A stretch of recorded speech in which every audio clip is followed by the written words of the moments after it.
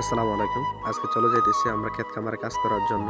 দেখেন যাওয়ার আগে একটি বড়ি গাছ দেখছিলাম, আরো বড়ি খাওয়ার জন্য কত করতেছি। এখানে এসে দেখি আঙ্গুর যারা আবার তাল গাছের করতেছে, ছাঁটাই করতেছে। তো যাইতে যাইতে রূপনগর দিয়ে হাইটে যাইতে দেখতেছি এখানে রূপনগরে সৌন্দর্যটা দেখেন।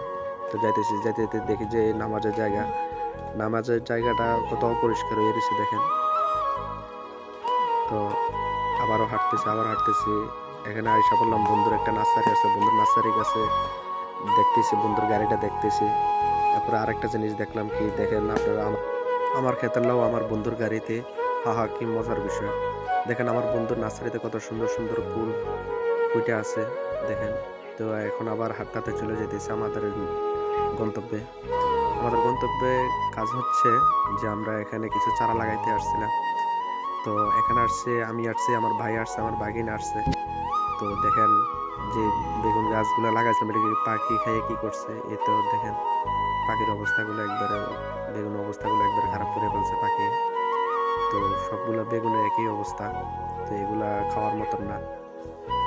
তো দেখেন যে ক্ষেতের যে কোনাগুলো আছে এই কোনাগুলো কোবাই দিলাম। কোবাই দেওয়ার পরে এরপরে আবার চারাতে একটু মাটি দিয়ে দিলাম। মাটি দেওয়ার পরে তো কাজ করতে করতে ক্লান্ত হয়ে গেছি। তো এখন বাড়িতে যাওয়ার পালা।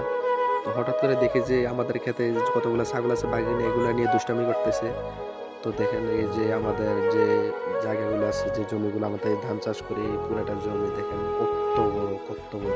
তো আমরা যাইতেছি, বাঘিনী আবার পিছন দিয়ে ধুম করে ভিডিও করে ফেললো। ওমার দমকার এবার আমি কুত্তা দেখেন যে কেমনি ঝগড়া করতেছে রাস্তাঘাটে। বাড়িতে দেখ শুনতাম যে মানুষের